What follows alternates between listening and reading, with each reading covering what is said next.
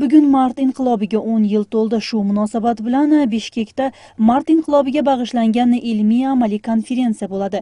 Yig'inda Qirg'izistondagi rangli inqiloblarning sabablari va oqibatlari to'g'risida muhokama bo'ladi. Shu bilan birga tadbir jarayonida olimlar, siyosatshunoslar Qirg'iz davlatchiligining kelajagi to'g'risida ma'ruza tayyorlashadi.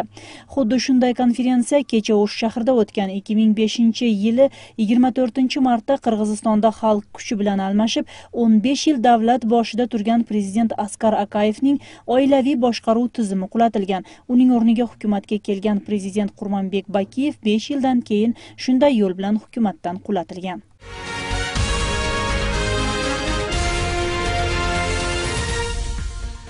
Atambayev Venada Yevropa hamkorlik xavfsizlik tashkilotining bosh kotibi bilan uchrashadi. Unda Qirg'iziston Yevropa hamkorlik xavfsizlik tashkiloti tomonidan olgan vazifalarning bajarilishi, inson huquqlarining himoya qilinishi, sud va huquqni muhofaza qilish organlarini reforma qilish tarmog'idagi tadbirlar bo'yicha o'zaro fikr almashishlari bo'lishi ta'kidlandi.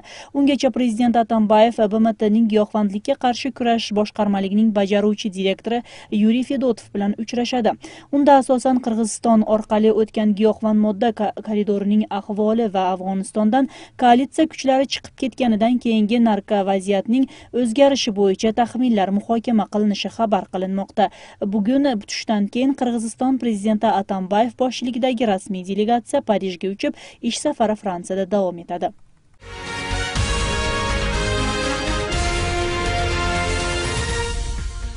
24-mart Silga qarshi xalqaro kuni qatori bugun Qirg'izistonda o'tkazilgan bir oylik aksiyaning yakunlovchi tadbirlari bo'ladi. Unda poytaxtdagi jamoat transportida kun bo'yi ehtiyojchilar ishlab yo'lovchilarga silning oldini olish, davolanish to'g'risida ma'lumot berishadi. Shu bilan birga viktorina o'ynatilib, sovg'alar beriladi.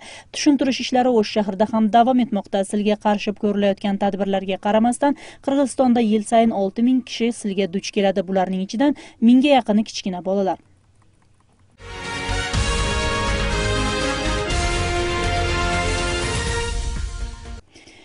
O'sh shahrida 7000 ga yaqin imkoniyati cheklanganlar bor, lekin O'sh shahri ularning erkin yurish uchun moslashtirilmagan. Hattoki davlat ishxonalarida ham panduslar yo'q. 2015-yilning byudjet eshittirishida joriy yilda ham maxsus panduslarni qurish uchun 100 ming so'm ajratiladi deyilgani bilan mazkur mablag' hali ham ajratilmay qoldi. Shahar rahbariyati har bir ishxona panduslarni o'zi qurish kerakligini aytadi. O'sh shahridagi qaysi ishxona imkoniyati cheklanganlar uchun moslashtirilganligi haqida navbatdagi lavhada.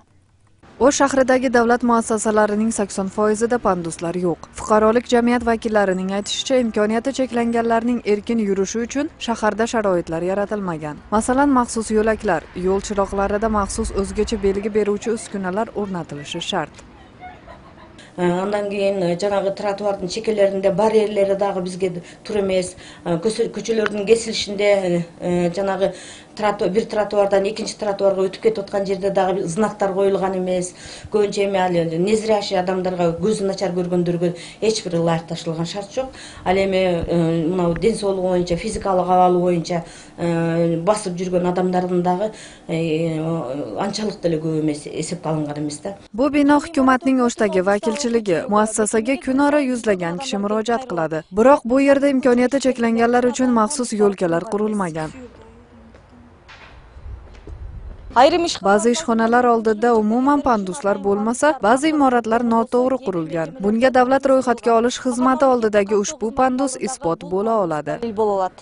Bu pandusga arava chiqqach qanday buriladi noma'lum. Qoida bo'yicha uzunligi 1,80 m bo'lib, pandus tugagach aravaning burilishi uchun kamida 1,5 metr bo'lishi shart. Bu yerda esa atigi 30 cm ga yaqin joy bor. Shu bilan birga pandus pastroq qurilib, imkoniyati cheklangan kishi o'zi mustahkam chiqishiga mo'ljallanishi kerak. Chet mamlakatlarda atayin misol uchun avtobuslar, trolleybuslar, вообще qo'mduq dengelde ishlagan transport emeleri унаалары. Атайын бизге окшоп тепкичтери бийик эмес, ылайыкташтырылбаган маршруткада жүрүшпөйт алар. Атайын бир комнаталар бөлүнгөн, кичине дем алганыначы.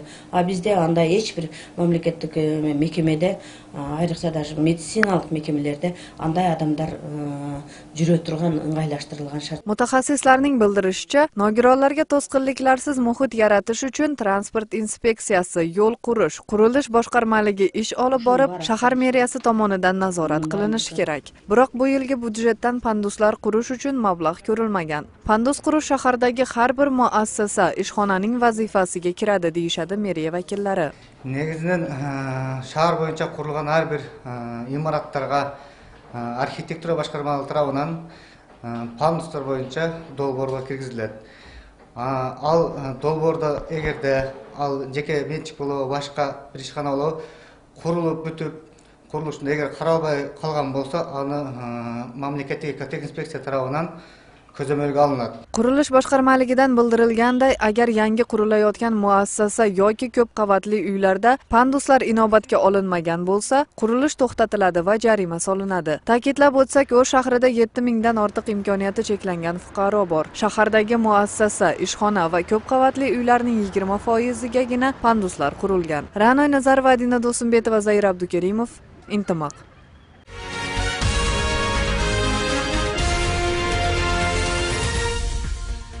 Jeri uchun tanlovda g'olib bo'lgan ishxona aniqlanadi. Bu haqda Geologiya va mineral resurslar bo'yicha agentlik direktori Dushanbek Zalaliyev Azaddiqqa bildirdi. Uning ta'kidlashicha, mazkur konni ishlatish bo'yicha tanlovga 3 kompaniya ishtirok etdi.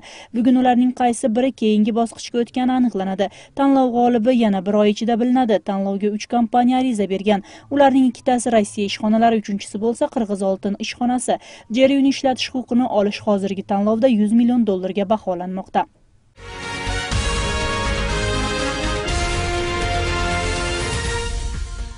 Prezident Almazbek Atambayev g'alabaning 70 yilligi munosabati bilan Ikkinchi jahon urushining faxriylari va ularning oilalari ijtimoiy jihatdan qo'llab-quvvatlash tadbirlari to'g'risidagi yorliqqa imzo qo'ydi. Joriy yilda g'alaba kuni munosabati bilan urush ishtirokchilarining har biriga 10 ming so'mdan to'lab beriladi. Avvalgi yili 3, o'tgan yili 6 ming so'mdan berilar edi. Bundan tashqari bu yil faxriylarga va ularning bevalariga prezident fondidan bir marotaba 10 ming so'mdan to'lanadi. Bugungi kunda Ikkinchi jahon urushida qatnashgan 365 ming qirg'izistonlikning 1200 ga yaqinigina qoldi.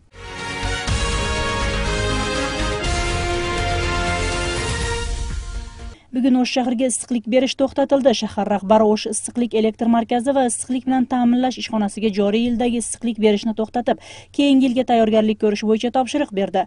Bu haqda O'sh shahar meriyasining matbuot xizmati bildirdi. Ta'kidlab o'tsak, shahardagi ijtimoiy obyektlarda 27 oktyabrdan boshlab issiqlik berila boshlagan.